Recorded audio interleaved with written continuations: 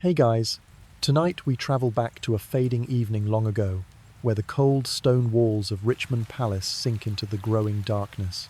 Outside, the March wind drifts through the ancient oaks, carrying with it the rustle of dry leaves like the whispers of history. Overhead, the full moon slowly rises, spilling silver light across the rippling Thames, as if determined to reveal the secrets of a reign coming to its end. And there, within this quiet scene, an aging Queen Elizabeth I enters the final days of her life. You will not survive if you try to fight against time and age, for even the most powerful Queen of England could not. Inside the vast chamber draped with heavy tapestries, candles flicker and tremble with every draught slipping through the narrow cracks. That pale golden glow is no longer enough to hide the thin figure resting motionless upon a high wooden chair, weighed down by velvet robes. Elizabeth, once the blazing icon of a golden age, now sits silent, like a wax statue slowly melting into the night. Yet tonight, we do not look upon her with the cold eyes of history. We are here to listen, to drift, to let the wind, the moonlight, and the story itself carry us gently into the twilight of a human life. If you close your eyes, you might picture the mist spreading across the rose garden outside. Each petal trembles in the wind, carrying the last trace of fragrance after a long winter. From afar, an owl calls, solitary, like an echo from another century. And in the stillness, Elizabeth gazes at the wavering candlelight with eyes heavy from fatigue, as though she is watching the long arc of her life dissolve before her. Perhaps she too hears the river, the soft lap of waves against the grassy banks, soothing her like nature's final lullaby. So, before you get comfortable, take a moment to like the video and subscribe, but only if you genuinely enjoy what I do here. I'd also love to know where you're listening from tonight, and what time it is where you are. Share it in the comments. Perhaps the wind outside your window sounds just like the one drifting through Richmond Palace this evening. The story of Elizabeth is not only about loss or the cruelty of time, it is also a gentle song of release, of how the sunset turns everything into a soft haze, blurring the border between past and present. And within that haze, you may find yourself slipping closer to sleep, drawn into a dreamlike space where time stands still. Now, dim the lights, maybe turn on a fan for that soft background hum, and let's ease into tonight's journey together. At dawn's hush, while mist still lingers on the small lake before the palace, we breathe gently, listening to the rhythm of our own heartbeat. A breeze stirs through the cypress trees, carrying the faint fragrance of candles and sandalwood. Beneath a crystal sky, pinkish clouds drift slowly, like vessels on a silken ocean. The air feels sacred, as though this place is not merely a royal residence, but the crossroads of the mortal world and mythic realms. Every gilded brick, every silver-inlaid mirror, reflects shimmering lights, forming a maze between reality and dream. Inhale slowly, then exhale, allowing the gentle energy to spread through every corner of your being. In the distance, towering white columns stand as markers of time, supporting vaulted ceilings where the silver moon might descend to hear the world's breathing. Nightbirds trill softly, adding silent notes to the tranquil space. Each call feels like a lullaby, soothing all worries and guiding us into a fairy tale setting. In the vast courtyard, meticulously trimmed gardens stretch like emerald ribbons. French rose bushes bloom, their petals diffusing a tender scent through the morning mist. That fragrance blends with the warmth of dawn, making one feel as if they have stepped into the deity's rose garden. Leaves rustle gently in the breeze, then fall silent, leaving room for our own heartbeats to echo. Amid this scene emerges our protagonist, the prince yet to ascend the throne, walking slowly along a marble pathway. Early morning light filters through his lustrous hair, weaving a soft halo around his delicate features. His skin, pale as ivory, his eyes, like crystalline springs that twinkle as brightly as the stars, allow your heart to flutter softly, sensing his regal presence. He wears a silk mantle embroidered with shimmering threads, flowing in the wind like angelic wings. His footsteps carry no rush, as if dancing with drifting clouds. Each stride brings a serene exhalation, filling the air with a peaceful melody. Around him, Silent attendants bow in reverence, as though gazing upon a divine light. Flickering candlelight dances on cold stone walls. His shadow stretches across the doorway, hazy and ethereal, bridging reality and dream. Once again, the breeze hums softly, waltzing with the slow thump of our hearts, reminding us that magic breathes in this moment. This young prince is not just heir to a kingdom, but an emblem of boundless aspiration. Rumor says those eyes once deciphered the secrets of 1,000 stars, and that his voice could lull even a tempestuous sea. Each step he takes seems to plant seeds of hope in hearts long adrift in darkness. At 23 springs, he still carries the freshness of dawn's first light. Occasionally, he gazes skyward, seeking some hidden promise. In those pauses, the atmosphere thickens, then lightens, as if all creation halts to hear him breathe.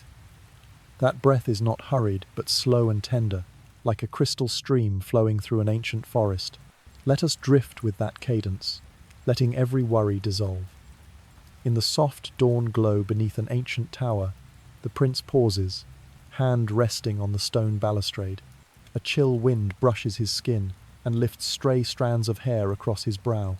Moments later, he smiles a smile as faint as a distant star, yet warm enough to comfort every listener's heart. His footsteps resume, arranging a gentle melody. The gravel path sparkles beneath the enchanted light, each stone a glimmering fragment of history.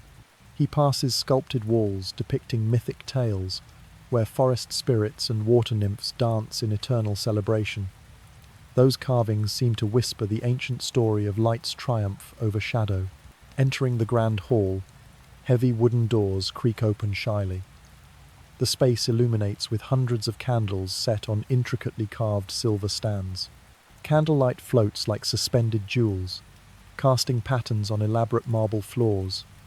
Everyone's breath stills, leaving only the echo of our hearts beating in unison with his. At the hall's center, on a dusk-colored tapestry, the prince's figure stands poised. His gaze sweeps over the silent assembly, then rises to the soaring dome painted with mythic scenes and dancing constellations. In that instant, we realize this is more than a realm of earthly grandeur. It is a land of dreams and enchantment. Finally, he approaches a throne of polished ebony, inlaid with mother-of-pearl, resting a hand on its carved back. His heartbeat resonates slowly, as soft as a breeze's exhale. We sit quietly, feeling warmth flow from his touch, and listening to history's whisper as it awakens. A breeze through the trees along the long avenue ushers us into a space where Versailles appears as an endless performance. Under the fading sunset, the sturdy columns take on a soft pink hue, reflecting the last glimmers of light. A wispy mist swirls around the bases of cypress trees, creating a fantastical scene where every shadow and every leaf quivers with nature's own breath. Around the grounds, jasmine and English rose petals exhale delicate aromas, reminding us of an unspoken ceremony that everyone senses. The distant clop of horses' hooves merges with strains from the court orchestra, the cello's warm timbre, the flute's fluid melody guiding us into a realm of silent power. Everything is orchestrated with painstaking detail, like an ancient play replayed without end. Inside the great hall, the vaulted ceiling soars like a colossal ladle, inlaid with royal frescoes of bygone glories. Every carving, every gilded trim, weaves a legend of a king believed to possess divine power. Courtiers form a long procession, stepping slowly over French-patterned tapestries, their hands brushing the backs of attendants to keep the fabric perfectly smooth. Their faces hidden behind lace masks, they exchange cautious glances as if players in a grand, enigmatic drama. At the far end, the radiant throne sits elevated on white marble. Crystal chandeliers scatter light across the floor, producing a constellation of sparkles. Here, every detail exists to exalt the central figure. Louis XIV, the Sun King, said to embody cosmic rays. Few suspect that beneath the thin golden crown lies secrets of a body slowly wearing away. Upon entering the chamber, one hears the soft breaths of servants mingling with their own heartbeat. They stand in line, holding small cotton puffs ready to dust the king's face with thick white powder each time he shifts. The notion that water could weaken him or invite evil spirits meant he washed only his hands and face. his flesh never immersed in the crystalline flow. We might liken it to modern PR shoots, where celebrities meticulously maintain flawless skin before millions of viewers. Versailles back then mirrored social media, flaunting splendor while concealing all imperfections. Fetid breath, blemished skin, hidden pains were locked away like treasures in a vault. Occasionally, the hush of an extinguished candle whispers through the air like soft gossip. Hundreds of servants vie for tasks. One replaces spent candles, another adjusts drapes to let a breeze dispel unpleasant scents. Each gesture is as precise as a note in a courtly symphony, evoking calm yet undercut by subtle tension. Under the warm glow, the king's silhouette sways like a mirage. His glossy black hair falls over broad shoulders beneath the weighty ceremonial robes. The soft rustle of silk against skin produces the tiniest sound one might feel, as if ripples gently lapping on a sandy shore. An attendant bows, places a large silver mirror before him, then retreats, leaving a momentary pause for his contemplation.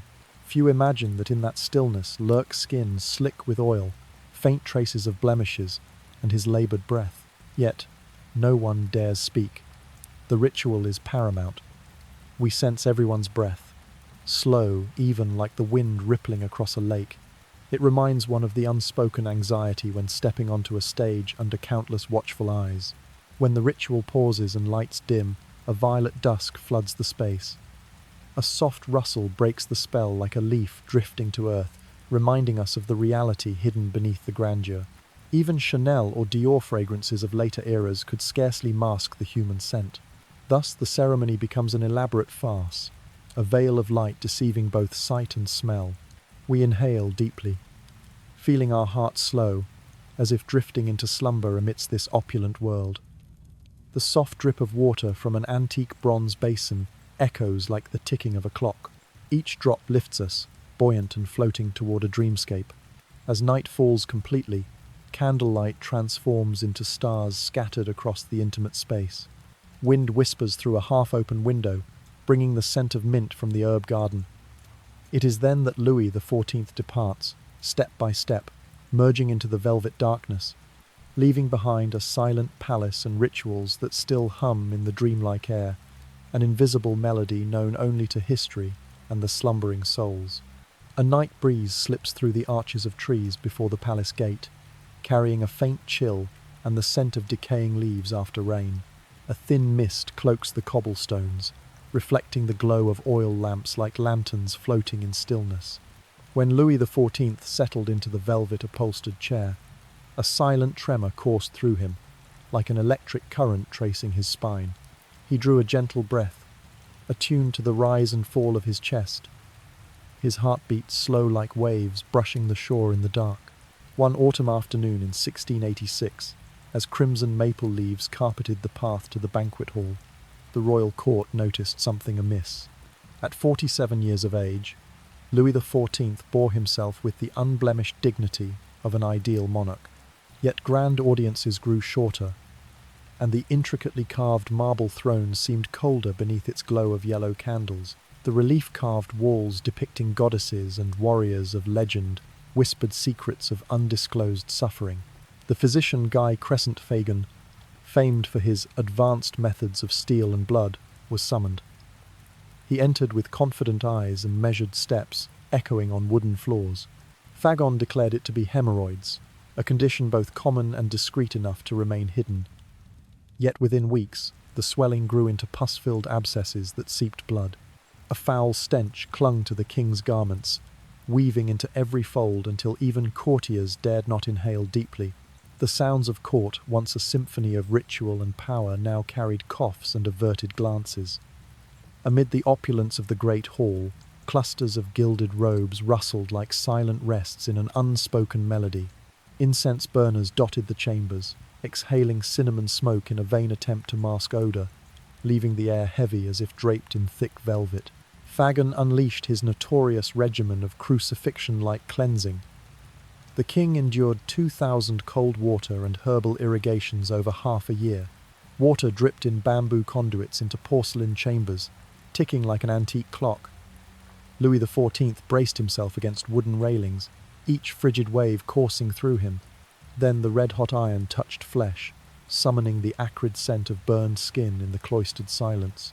The metallic hiss, the agonized gasps, they formed a mournful chorus of science and suffering.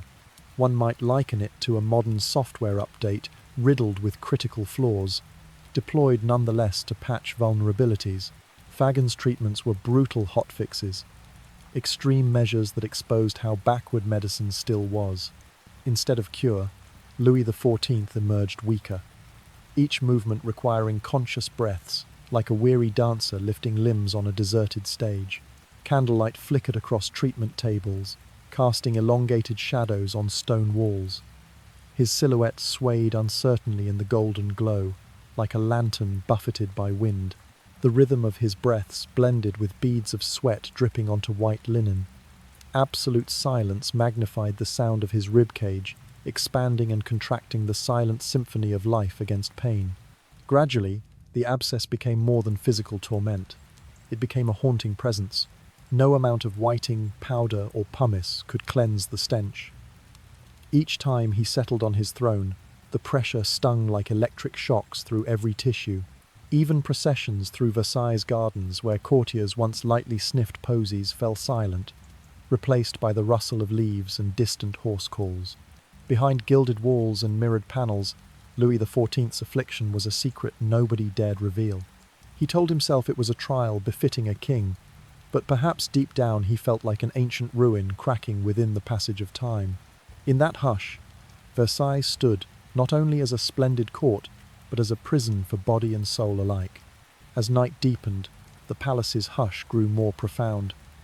Wind whispered through arched windows, carrying cool notes of mint from the herb garden. A few leaves fluttered, then dropped, leaving an echo of pause like a rest in a nocturne.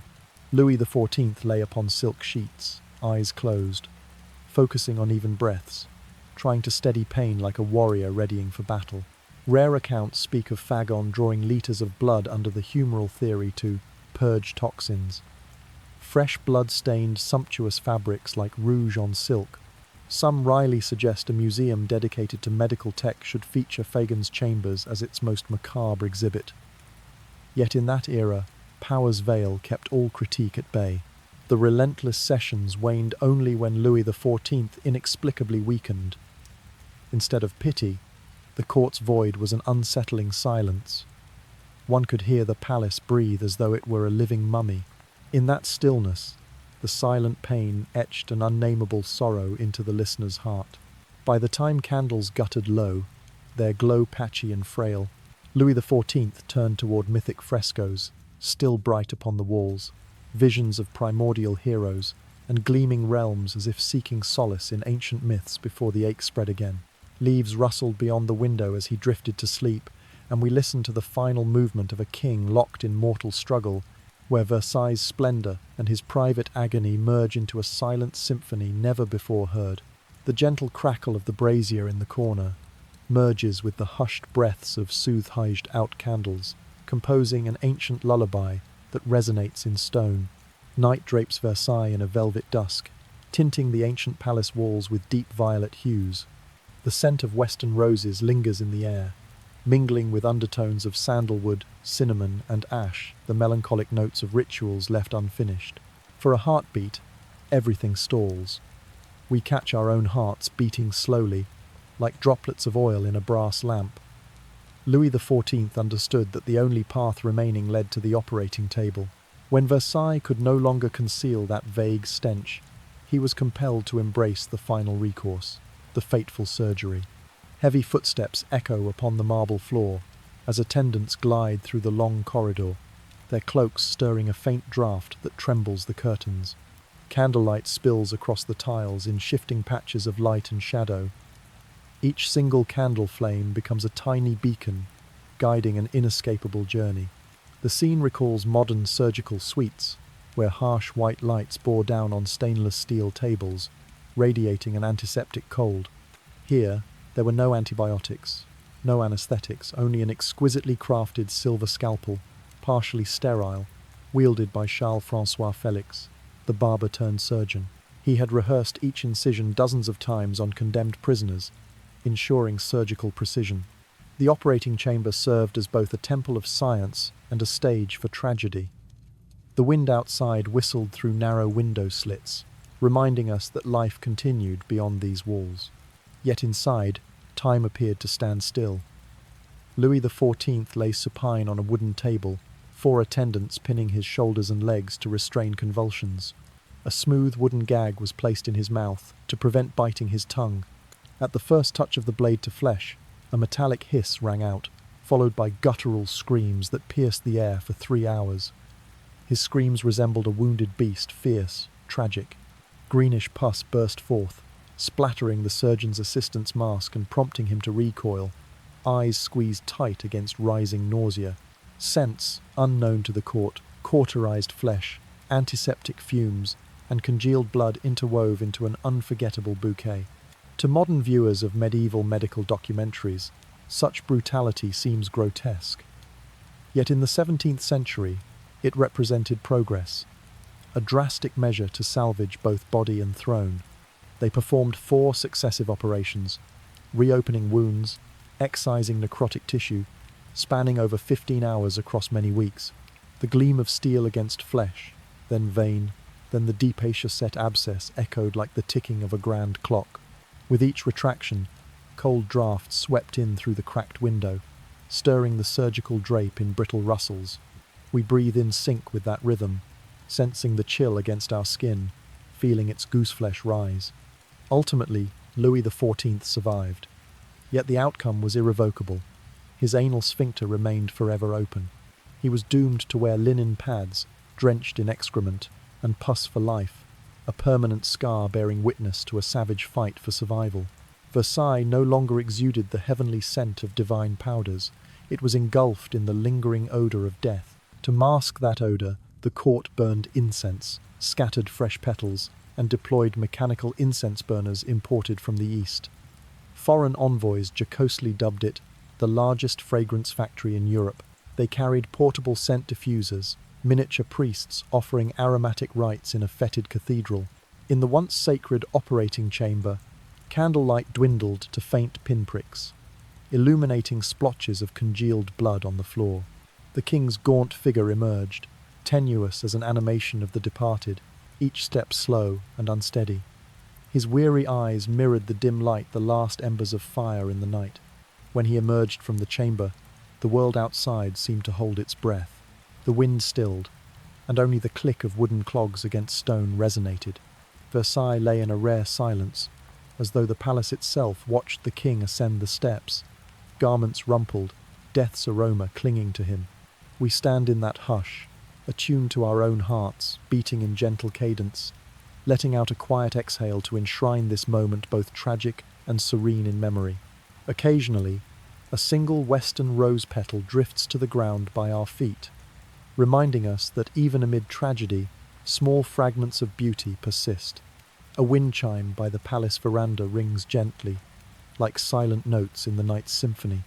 Versailles still gleams with ostentatious splendor, yet behind its stately marble columns, whispered secrets seep like mist coiling beneath the eaves.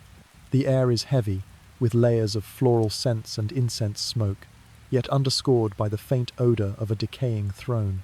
Night shifts slowly, pale moonlight filtering through thick velvet drapes, painting shifting patterns of light and shadow upon the stone floor. In the great salon, a solitary candle atop a brass stand flickers, casting the silhouettes of Greek statues on the walls. Those marble forms, once emblems of timeless beauty, now silently observe the kingdom's strained masquerade. Rather than confront their sovereign's decline, the court devised hundreds of new rituals. The rustle of silk echoed as servants drew heavy curtains around the throne, a clandestine armor. Feasts that once stretched through the afternoon were shortened to mere moments. The king would nibble an almond cake, sip a draught of wine, then retreat. The gentle clink of fine porcelain became the solitary rest note in whispered conversations. In the main hall, courtiers formed a line carrying pomander spheres, simple accessories imbued with the sole purpose of masking the faint stench emanating from the throne. They clasped these spice balls, inhaled deeply before approaching, and exhaled the aroma of clove, cinnamon, and star anise.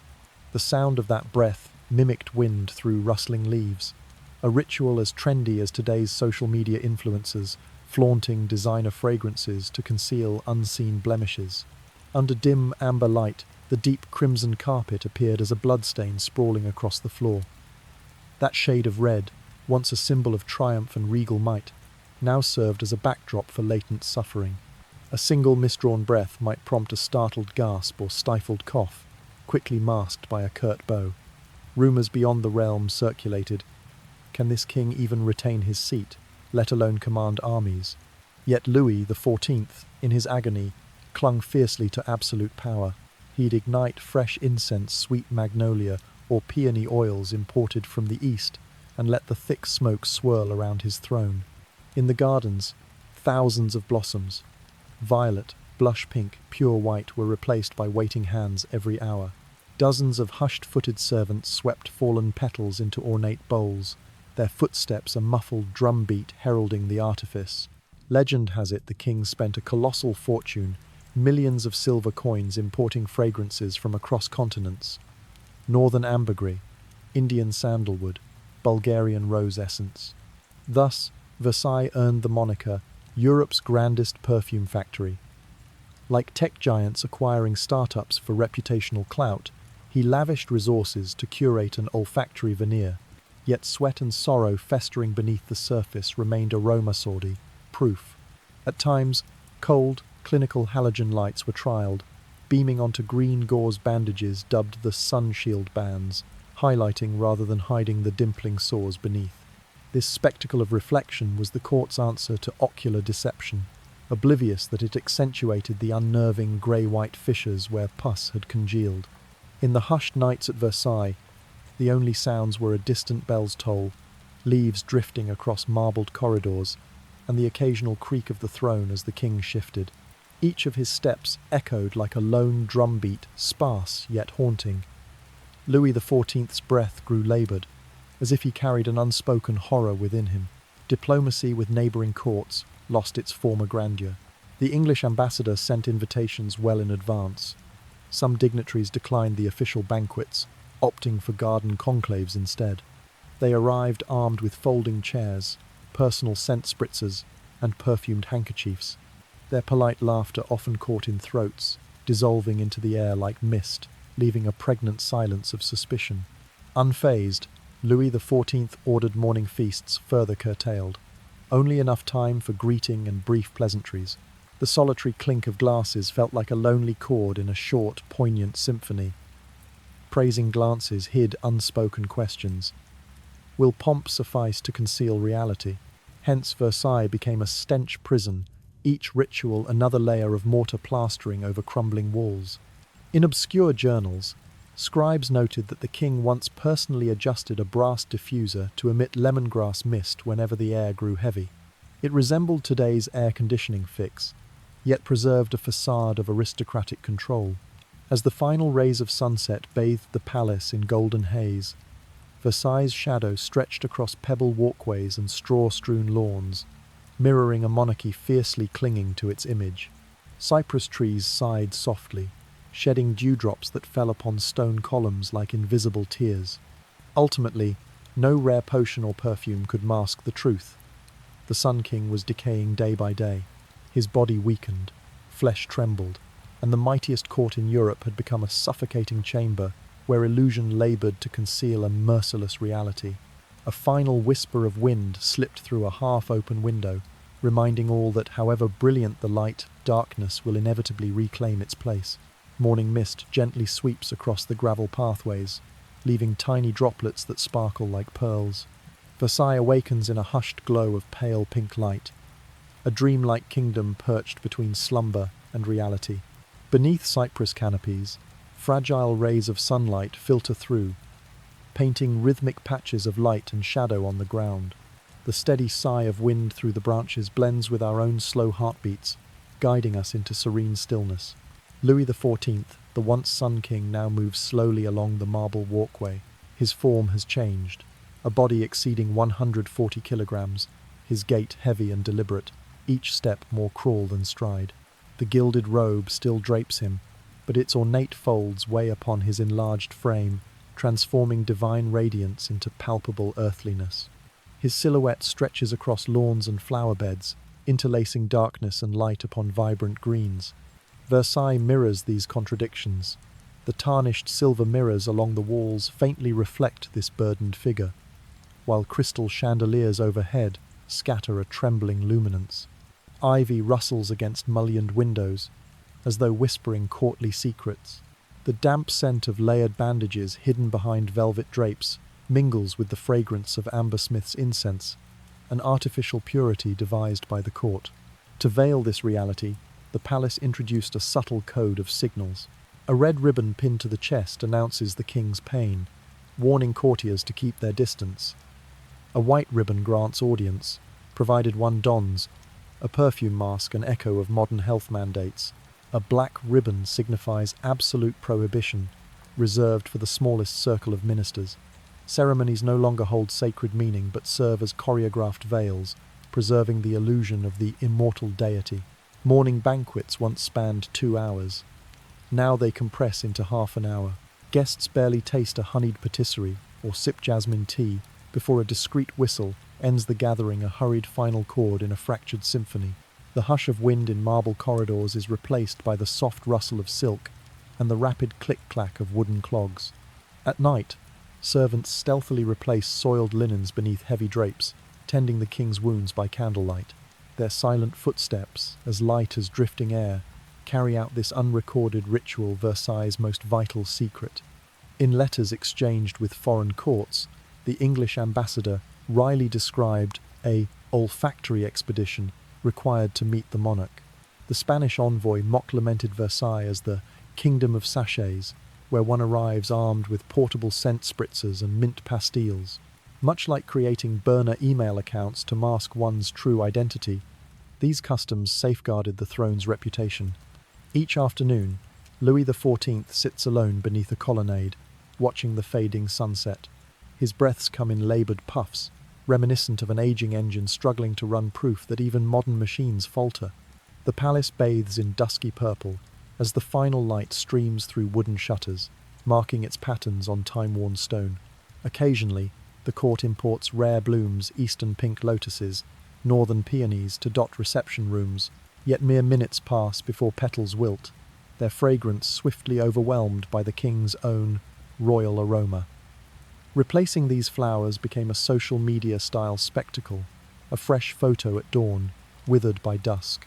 By candlelight, abstract shadows dance on vaulted ceilings. Wind sighs through open casements, casting shadows upon a marble Diana. We inhale, tasting the hint of moisture and a faint note of fruit from a diffuser perched nearby. These layered scents form an artificial ecosystem, an olfactory laboratory dressed in courtly finery. Beneath the splendid robe, Louis XIV has lost his godlike bearing. He has grown human, an elderly neighbour, fumbling with scented cloths and linen pads. Visitors now arrive less to marvel at majesty than to satisfy curiosity about the hidden truths behind velvet drapes. Once the mightiest court in Europe, Versailles has become a silent prison, where rituals mask an unspoken brutality, and illusions stand guard over an inescapable reality. Fireflies hover outside the tall windows, tracing soft patterns of light on the stone walls. Versailles seems adrift in a peculiar dream, its dazzling aura dimmed into a melancholy remembrance. Silence prevails, only the winds murmur through leaves, and the slow breaths of ancient marble statues witness this quiet transformation. In the year 1690-3, during gentle autumn days, the royal physician resolved on a final detox measure, removing all of the king's teeth. No anesthesia, no modern X-ray machines, no endoscopes, only cold iron forceps and nervous hands. Candlelight flickered over 2 anxious attendants seated before him, their eyes narrowed with concealed fear. In that suspended moment, Versailles held its breath. We could hear our own hearts beating, feel each breath tremble in our chests. The tall white columns rose like silent sentinels, bearing witness to the unfolding tragedy. The creak of an ancient wooden door cracked open, inviting a breath of incense-laden air. That rich fragrance seemed intended to mask the dread lingering just beyond the flickering light. The king sat erect, his crowded teeth trembling in a heavy jaw. His gaze grew hazy yet resolute. The physician inhaled deeply, steeling himself against hesitation. The forceps bit down on enamel with a metallic screech, an echo of a clock's ticking hand. Each clamp and pull rent the silence, followed by moments of crimson and foam-laced stillness. A soft behut. The scent of fresh blood mingled with the king's laboured breath. Hidden behind velvets, observers dared only to hold their breath. It felt like watching a nightmarish spectacle on an unskippable broadcast. Louisa's agony composed a stark, wordless symphony. As the final tooth slipped free, a hollow gash connected mouth and nasal cavity. From then on, every bite of buttery pastry or sip of red wine shot through his nostrils, fragments spraying onto his collar. That subtle splatter light, matter of fact, felt like receiving an unexpected midnight text, jolting us fully awake. Courtiers joked that Versailles now hosted culinary misting, akin to modern cars' fragrance diffusers. Guests seated near the king would clutch handkerchiefs ready to catch the spray. An attendant caught without one earned a discreet side glance and the admonition, "Mind the steam room." Louis's voice devolved into a fractured mumble, like a disrupted radio signal. Once smooth tones now drifted unintelligibly, demanding concentration from anyone attempting to listen. Droplets slid from cracked lips down his embroidered collar, fused into the palace's pervasive odour of mortality. Beneath warm candlelight, his plump cheeks resembled leathered water balloons. With each exhale, a mist formed around his face like morning dew upon a window pane. We inhaled deeply, tasting metallic hints mingled with kerosene and sandalwood incense. This bizarre perfume evoked those moments when we sniffed the earthy scent of rain on asphalt, a bittersweet undertow of memory. The shimmering image of the Sun King azure eyes and commanding voice survived only in oil paintings. Court artists meticulously painted only his most flattering profile, masking furrows and stray droplets of residue. Portraits lined the corridors like a curated travel album, capturing only smiling snapshots, not the startled grimaces or awkward poses. Audiences with the king became muted dramas. Courtiers inhaled a dose of perfumed air, delivered 2 sentences of polite banter, and departed. The faint click of a cane, or the swish of velvet robes in the hush, struck dissonant notes in a truncated ensemble. They dubbed the practice scented protocol, equal parts farce and tragedy. The stench clung to tapestry, seeped into stone fissures, rode on every draught. To combat it, the court burned endless incense sticks, scattered dried petals, and installed Western import scent machines. It became an ongoing fragrance trial, like cosmetic companies launching endless product lines to stay ahead of fleeting trends. Foreign emissaries tiptoed through the palace. The Prussian ambassador donned tinted goggles. The Ottoman envoy hung a sachet blessed at his mosque. They likened Versailles to a waste treatment plant, requiring protective gear for casual diplomacy. Still, they persisted no power plays would falter over mere odour. At night, silver moonlight skimmed the reflecting pool, casting inky ripples across the courtyard. Outside, lavender sighs mingled with the king's occasional drip from his lips. That gentle tapping was not dramatic, but a hushed lament. A sovereign once revered, now wrestling with a broken body inside a weary palace. We breathe softly, letting our hearts slow in solidarity with this poignant calm. Then we close our eyes, allowing Versailles to sink into deeper slumber, accompanied only by rustling wind, lapping water, and the dance of fireflies drifting through shadowed halls. Morning dew still clings to the petals of roses lining the pebbled pathways as Versailles awakens under a blanket of mingled scents. Along the artificial canal, clusters of rose bushes bloom in deep crimson, their petals releasing an endless perfume under the pale dawn light. The gentle trickle of water from ornate spouts forms a lullaby that drifts through the gardens. Louis XIV decided to convert the entire estate into a grand fragrance factory. He allotted a staggering sum, $2 million each year, to import precious essences: Bulgarian rose, Arabian amber, Indian sandalwood. On occasion, the king personally sampled each fragrance, lifting the lid, inhaling deeply, letting the aroma lull him like a soothing tonic. Every 2 hours, Freshly cut blooms replaced their predecessors. As palace attendants scattered petals across silk carpets, their footsteps tapped rhythmically on gravel, blending with the soft rustle of gowns. The air brimmed with perfume. Sweet, heady, and gentle an embrace of dawn spread across every corridor. Armchairs, draperies, and table linens were all infused with scents. In the royal chambers, velvet hangings absorbed the warmth of sandalwood, mingled with a subtle amber note. Every breeze that stirred the curtains carried a whisper of fairy tale, sweet and fleeting. More than 50 mechanical diffusers hummed day and night, exhaling thin veils of scented mist.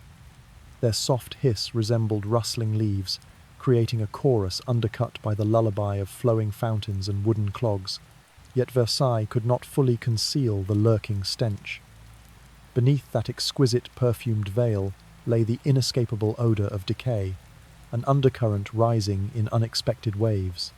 One inhalation too deep would cause a courtier to wince, draw a hesitant breath, and steady themselves against an invisible shock. The English ambassador quietly requested that meetings be held in the outer gardens.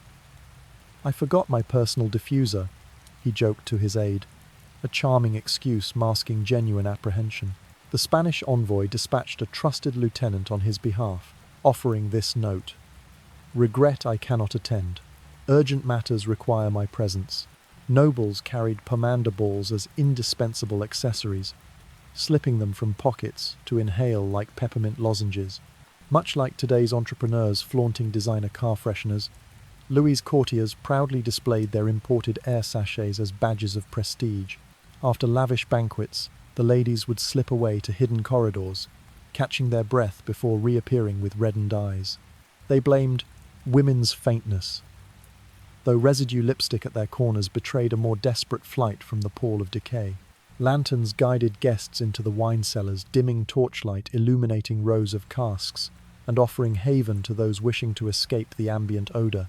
Soft laughter mingled with the chime of glasses, underscored by a sudden cough or sharp silence reminding everyone that even elaborate aromatics could not erase reality. The contrast between heady blooms and festering decay turned Versailles into a horticultural horror show.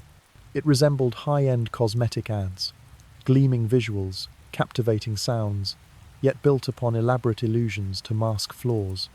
No matter how potent the perfume, it was mere makeup for a grim truth. The Sun King's body continued to deteriorate daily. Draped in golden robes, Louis XIV clung to linen pads as his constant companions, struggling against the unceasing flow like a dam bracing for collapse. The palace grew lonelier. At night, candles burned low. Only silvery moonlight and a flicker from an oil lamp remained. The diffusers hissed in tandem with wind chimes at the entrance, a symphony both soothing and sorrowful. Throughout it all, Louis XIV remained perched atop his gilt throne, surrounded by fresh petals and swirling vapours, as though a drowning man grasping for his final fragments of glory. He sipped his wine, inhaled a warm note of scent, and closed his eyes, letting the world dissolve into a perfumed dream. Beneath the silvery moonlight spilling through vaulted arches, Versailles at night lies hushed as a city holding its breath. Gone are the scuttling sounds of perfumed sheets being changed, only chilly droplets of dew skitter across cobblestones, producing a soft clack in the air. Breezes drift along empty corridors, carrying echoes of ancient stone columns breathing silently. One autumn night in the year 1715, as the great hall clocks tolled midnight, Louis at 70R2-6 uttered a tortured cry. His left foot burned as if consumed by flame, forcing him to brace against the marble bed frame. The sound of his agonized call reverberated like a sorrowful aria piercing the stillness. He drew a deep breath, listening to his heart's steady beat, somehow calmer than the fire lancing through his soul. The court physician initially misdiagnosed the pain as sciatica, an allotio too sore, common convenient label for medical failure. Within days, however, the king's little toe turned jet black and fell away like a fractured twig.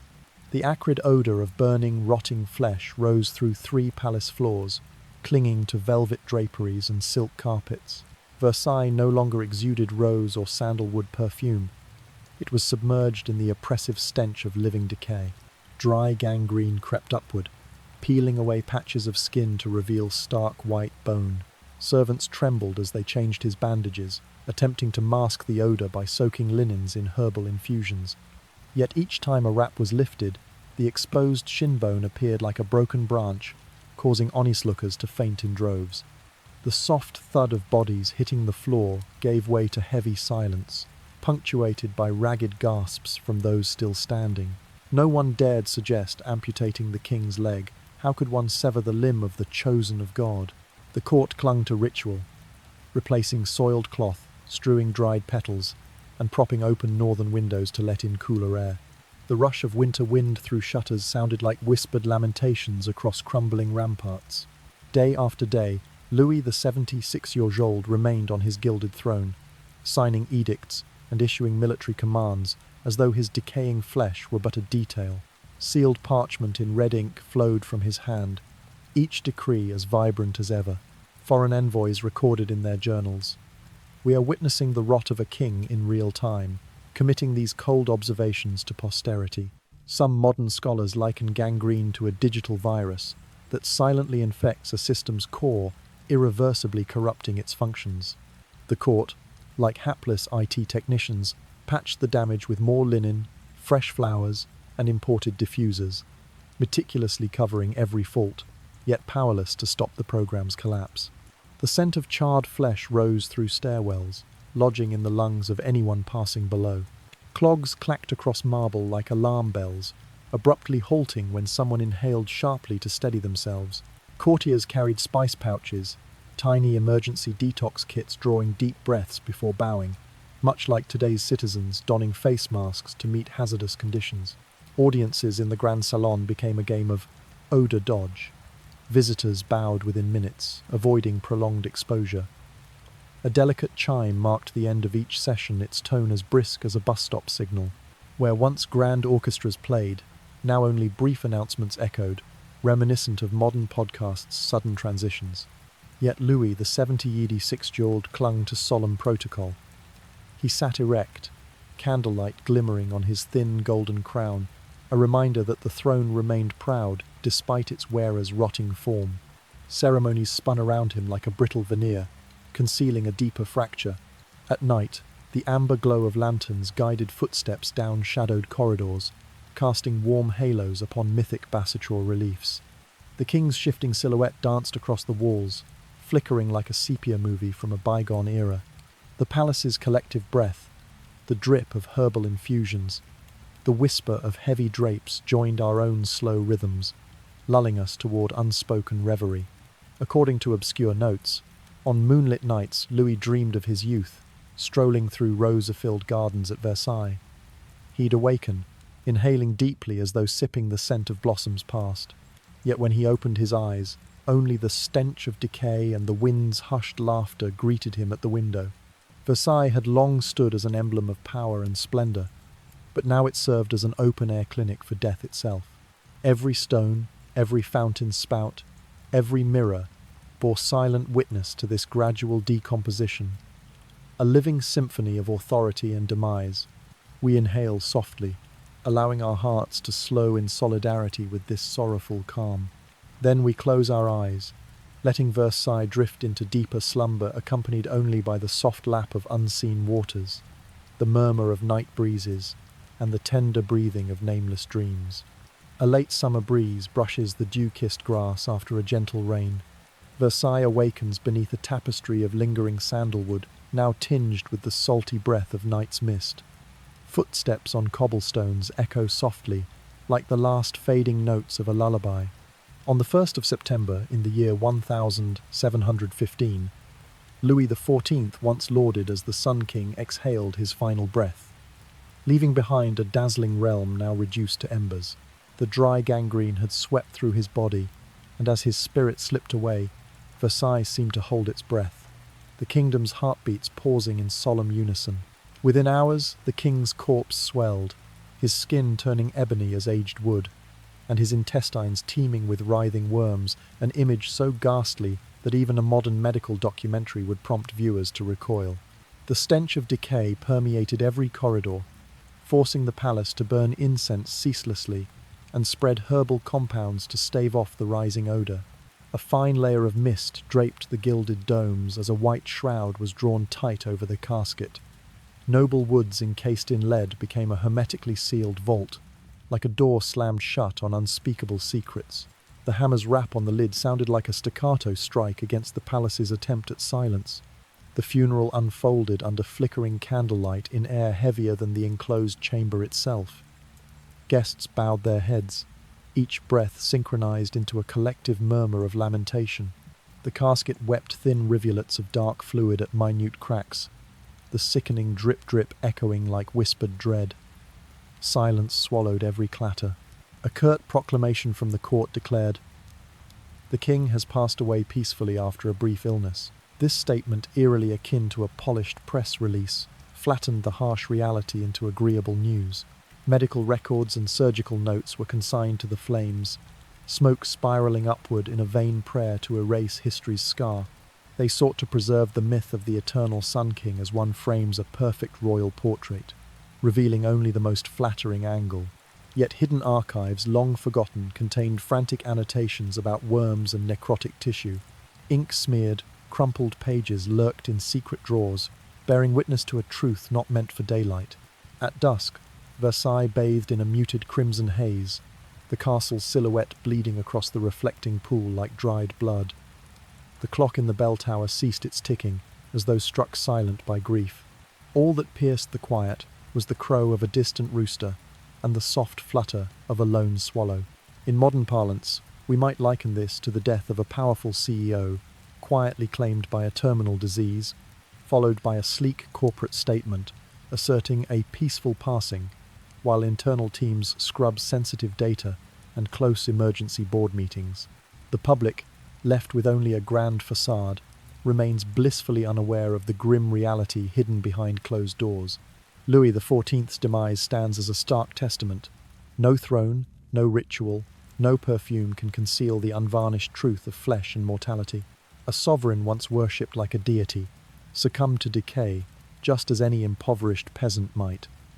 For when the body rots away, the majestic throne serves merely as a fragile shell. Before the final candle guttered out, Versailles bore silent witness to an empire's closure in pain and isolation. The last sound to linger was the wind's lament through the trees, a whisper reminding us that power, however grand, must eventually return to dust. Dawn's light glimmered on golden rooftops of Versailles, painting the domes with pale ember hues. Dew clung to willow leaves, dripping into the canal with soft patters like whispered secrets. At precisely 8:07, 15 on the 1st of September, in the year 1715, Louis XIV drew his final breath. But the true tragedy unfolded in the hours that followed. Within 6 hours of his passing, the emperor's corpse began to bloat. His skin blackened like charred nutshell, oozing putrid fluids that soaked the shroud. Candlelight flickered as court physicians, robed in solemn finery, attempted the embalming rites only to recoil in horror as viscera spilled forth, the smell of decay overpowering every corner. A makeshift autopsy was convened in the dead of night, the only witnesses gusts of wind whistling through narrow windows. When the scalpel first pierced the cadaver's dark hide, the sound resembled ancient timber cracking in a forest fire. Dissection revealed gangrenous bowels, liver reduced to pulp, and a 50-centimeter worm coiled within the colon, an image so gruesome that many attendants fled, coughing violently. Each wet, sickening squelch of decaying flesh fell into copper basins with a drumbeat of dread. Guards collapsed in waves, overwhelmed by the stench, abandoning their posts in terror. Courtiers whispered of imminent explosion, as trapped gases threatened to rupture the bloated form. Royal decree ordered the lead-lined casket be sealed without delay. An iron-clad sarcophagus plunged into a wooden outer shell, hammering shut the unspeakable. A ring of sentries guarded the hastily dug vault, as herbal fumigations sealed the earth in a cloud of antiseptic smoke. The state funeral proceeded by dim lantern light, eulogies delivered in rich baritone to mask the persistent odor. Muffled breaths rose in unison from bowed heads, like a solemn chorus counting out the final beats of an elegy. Black fluid wept from minute fissures in the coffin, its drippier drop dropping through marble halls. An official statement proclaimed, "His Majesty passed away peacefully after a brief illness." These carefully curated words rivaled any modern press release, entrapping public sentiment in comforting unreality. Medical logs and surgical journals were consigned to the flames, the smoke ascending in a silent vow to bury truth. Yet hidden fragments survived in clandestine letters, notes of blackened ooze, the twisting intestine, and commands to destroy all evidence. Ink smudges and creased pages remain in secret archives, haunted relics of a tale long denied. Diplomatic visitors reacted with quiet dread. The English ambassador demanded an outdoor memorial to avoid odours, while the Spanish envoy dispatched proxies with apologetic missives. Versailles transformed into a vault of silence, its corridors echoing with unspoken horrors, chronicled only in private diaries. Tonight, Versailles rests in stillness, pebbled paths glowing under moonlight, grass shadows dark on stone. Through iron gates drifts a breeze scented with lingering fumigants and damp earth, a reminder that the memory of the king's slow demise never truly faded. Mainstream history may gloss over this chapter, but modern scholars term it prolonged death, a tragedy far surpassing ceremonial bounds, illuminating the era's medical impotence. Some liken it to contemporary pharmaceutical scandals. Products hurriedly released, then rapidly withdrawn when their deadly flaws emerge. Louis XIV's hastened burial underscores a universal truth. Even the mightiest must yield to decay. No ceremony, no coffin, no official pronouncement can defy nature's law. Breathe in deeply now, feeling the coolness touch your lungs, and exhale softly, letting your heart return to a gentle cadence. Let Versailles settle into its deepest slumber, where only rustling leaves wind through vaulted roofs, and nameless secrets lie hushed until dawn. Dew clings to gilded columns as dusk melts into lilac grey, and wind chimes sway outside, marking the final act of a once grand performance. They drape black mourning banners along the grand avenue, the fabric rippling in the breeze like sorrow's fingers. Hundreds of tall beeswax candles ignite warm halos in crystal holders down every corridor. The guards' wooden sabots tap a slow funeral drumbeat on marble floors. The scene resembles a vast oil painting, velvet drapes against ebony walls, streaked with gilded flourishes reflecting candlelight. A cold wind drifts through arched windows, disturbs heavy purple curtains, and makes flames flicker like dying embers. Beeswax and incense mingle to shroud grotesque truths lurking beneath. Uprooted teeth scattered on the floor, fragments of rotten bone at the casket's feet, severed limbs hidden by darkened velvet, oozing black fluid seeping through every seam. Paintings and sculptures around the chamber present Louis XIV as an immortal saint, eyes aglow with conviction, a serene smile, a silver-embroidered mantle trailing behind. Marble sentinels flank the entrance, stoic and unyielding guards. This is the palace's art strategy, much like brands commissioning flawless advertising to mask product flaws, all to uphold the myth of the everlasting Sun King.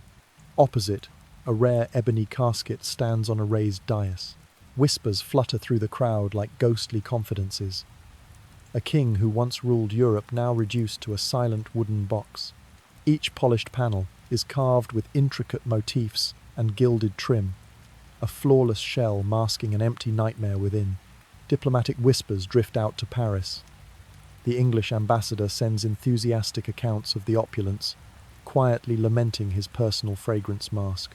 The Spanish envoy dispatches apologies and a devotional token, pleading for distance. They murmur that if the world glimpsed the horror behind the veneer, the monarchy's foundation would fracture like a trending internet conspiracy. In private antechambers, ivory fur rugs, cushioned guest chairs, platters of lilies and yellow tulips are replaced hourly. A single diffuser releases peony oil, its haze curling like breath, but even this laboured enchantment cannot banish the lurking stench.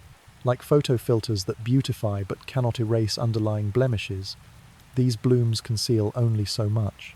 Through a narrow window, canal mists slip in with a cool hush. Water laps stones in a gentle lullaby, guiding soft exhalations and inhalations in tandem with the palace's slow heartbeat. Outside, A column of soldiers marches past the stone pillars under lantern glow, their sabres flashing, their bayonets angled skyward, as though swearing allegiance to a ghostly relic. They perform their roles like players on a colossal stage, ensuring no onlooker sees the shadows creeping behind the scenes. A whispered rumour speaks of artists descending into hidden cellars after the ceremony, retrieving sketches too horrifying for public view. Rotting flesh, exposed bone. Each page is either shredded or locked away, leaving only radiant portraits to hang above grand foyer. It is the palace's meticulous post, cinema-grade clenature, up before the credits roll. When the final candles gutter, only pinpoints of flame remain, faint stars in a vast indigo sea. Versailles sleeps under a heavy velvet blanket of night.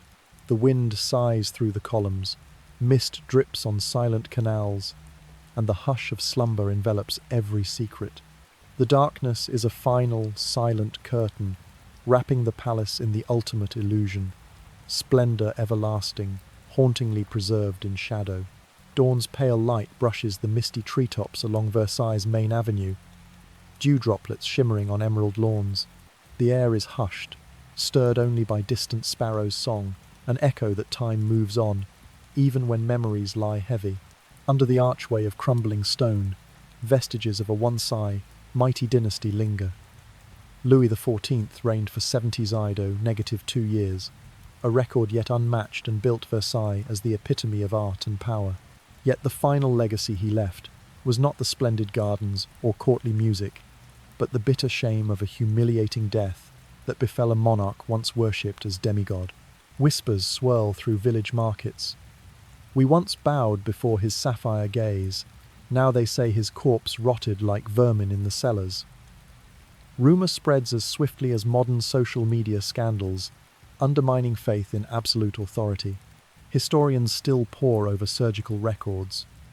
Dr. Felix and Fagon's meticulous notes chart every operation, every spread of gangrene, every drip of foul discharge. Ambassadors from England and Spain penned letters recounting worms, half-foutu, aso, meter long in the colon, and the sickening sloshing from his sealed coffin. This dossier ranks among Europe's most shocking medical political archives. In official chronicles, the glorious image of the Sun King survives only as a footnote. The rest of his story is inked in scholarly monotones, a cautionary tale of power's frailty. Like CEOs who once dominated global markets only to resign in disgrace, Louis XIV ended in ignominy far surpassing any tragedy on stage. At the Louvre today, a hidden cabinet preserves an Italian envoy's diary sketch. A deserted corridor where Baroque music once roared, now echoing only the wind through cracked shutters. Angelic frescoes flank an empty throne, a haunting portrait of faded grandeur. Across France, mourning poems and intimate plays retell the court's grim finale. Some productions lard their scripts with gentle irony. A bloated king writhed by gangrene, black mourning pennants rippling in the breeze, courtly music twisted into mournful wails. Audiences laugh and gasp, reminded that ritual alone cannot mask human suffering. Under a slatio grey sky, Versailles remains a gleaming tourist magnet, yet attentive visitors sense its quiet pulse. The wind sighing through columns, water dripping from canal spouts, bricks faintly murmuring tales of rotten secrets. The sweetness of perpetual blooms cannot fully eclipse the scent of buried memory, akin to the musty perfume of ancient books restoring forgotten truths. At a recent royal history symposium, scholars argued the king's shameful death outweighs his architectural triumphs. It stands as a lesson in human vulnerability and the limits of authority. A ruler may issue decrees and command obeisance, but no ceremony shields one from decay and death. Scattered letters surface in private collections, the Duke of Orleans writing, "I witnessed the coffin's leak of black ichor. We genuflected before his crown, yet each of us trembled at the stench." That confession transcends mere history. It voices a universal dread. How fragile the human form truly is. When night falls over the palace square, lanterns glow dimly by memorial plaques. Visitors pause to light incense in honor of a monarch who entered legend through ultimate tragedy. They inhale jasmine and amber's warm breath, then exhale softly, in time with their own heartbeats, echoing verses commemorating a faded hero. In the end, the legacy of that shameful death becomes France's sombre legend. It teaches that perched at the summit, or buried in rot, we all answer to flesh. Power, ritual, artistry, and poetry are but thin veils. When the body unravels, what remains are memories, and the aching lesson that every glory must fade into oblivion. Dawn's soft glow filters through the treetops along Versailles' grand avenue, dew sparkling like scattered pearls on emerald lawns. Gilded walls catch the early light, casting tremulous patterns as sparrows trill overhead. In this hushed stillness, we draw a slow breath, feeling history's echoes stir within us. Louis XIV's story unfolds as an epic of power and fragility. In his youth, courtiers clamoured to hold his mirror or lace his shoes, rituals proclaiming his absolute rule. Yet in his final days, those same nobles were summoned to pin him to surgical tables, change thick bandages, and mask unnameable stench. It was a twilight banquet of authority, where brilliance faded to bare bone. Versailles itself transformed into a living hospital. Reverberating in memory are the metallic creaks of scalpels, the nighttime gasps of surgeons, the wet gurgle of festering wounds. The incense of antiquity gave way to the sharp tang of antiseptics, an olfactory shift as jarring as lying in a modern clinical ward. 4 sterile walls enclosing us in mortality's embrace. Today's tech magnates may install cutting-edge health suites in their mansions and summon doctors at will. Yet when infection strikes, they too find themselves in hospital gowns, tethered to IV drips. Private jets and palatial homes cannot hold back bacterial invaders. It is a wry reminder, no hyperloop or hologram can ward off microscopic doom. The sound of royalty's power may echo through marble halls, but the steady rise and fall of a single breath anchors us to reality. Listen to your inhale, your exhale, the gentle sigh as eyelids grow heavy. That modest cadence proves mightier than any decree. Whether crowned or common, we share one boundary: mortal flesh, subject to dehydration, hemorrhage, infirmity, and final rest. A gentle ripple stirs the canal before the palace gate, each wave whispering that glory is but a thin veneer atop deeper currents. Similarly, global empires built on credit bubbles may crash when debt swells beyond control. Financial muscle is fleeting, the human body remains a perishable vessel. Amid the gilt corridors, a curious sight emerges. The king famed for exalting his natural scent, now swathed in dense medical gauze, replaced daily like a child's diaper. The image is both comical and poignant, an aged ruler reduced to Mr. Bandage in a satirical skit. Viral videos celebrate the fall of icons, yet none can fully capture the gulf between pomp and decay. By noon, sunlight floods grand hallways, casting latticework shadows on polished stone. Click-clacks of tourist sandals mingle with the flutter of handheld fans as guides recount the palace's architectural marvels. Yet beneath those facts lies a latent admonition. No amount of artifice can repeal pathogens or anesthetist's blades. At the canal's edge, a wedding photographer pauses to frame a bride and groom beneath canopy boughs. Her lens captures laughter and sunlight dancing on tulle. In that fleeting portrait, love triumphs over frailty, a testament that while bodies break down, affection endures beyond mortality's reach. Louis XIV's saga closes as both caution and balm. It teaches that pomp, protocol, perfume, and golden raiment are powerless before nature's laws. Each inhalation, each heartbeat, each cell carries the truth of human limits. When illness creeps in, only raw reality remains. We exhale softly now, our hearts lighter for embracing this truth. We close our eyes, attuned to leaf whispers underfoot, to our muted breaths mingling with a soft breeze. Versailles, emblem of splendor and sorrow alike, sleeps beneath plane trees, awaiting dawn when power and flesh meet anew in life's timeless dance. Late afternoon sunshine dips through the plane tree canopy, casting soft gold across the mirrored canal. Insects hum amid dew-dappled grass, leaves whispering secrets as breezes drift over cobblestones. Time seems to pause, inviting us to breathe deeply, to feel the mingled pulse of nature and memory. When Louis XIV fell, not only did Versailles lose a king, but it also lost the cornerstone of its authority. The ebony fences that once warded off royal chills now appear as mere relics of illusion. Villagers spoke of a hollow ache like an abandoned hearth whose final embers have cooled. His story echoes into the 21st century. Boundless ambition cannot rewrite biology. Much like tech giants that collapse under security scandals or leadership missteps, power draped in gilded mirrors and velvet rights is but a fragile facade before microbes and mortality. That fairy tale turret now resembles a modern wellness retreat. Subtle beeps of monitors and the hiss of ventilators fill its quiet wings. Visitors marvel on social media, yet behind the filtered snapshots lingers the old truth. No super yacht or villa can safeguard us from our frail bodies. The reverberations of regal might may have echoed through marble corridors, but the cadence of a single breath remains the truest soundtrack of life. Listen to your inhalations and exhalations, to the gentle nod that carries you into sleep. In this humble rhythm, all pretensions bow. Ripply waves on the reflecting pool remind us that glory is a thin film atop deep waters. Global empires built on credit can implode, just as human bodies can succumb to infection. Financial empires fall. Flesh endures only until it falters. Amid gilded halls, an ironic scene unfolds.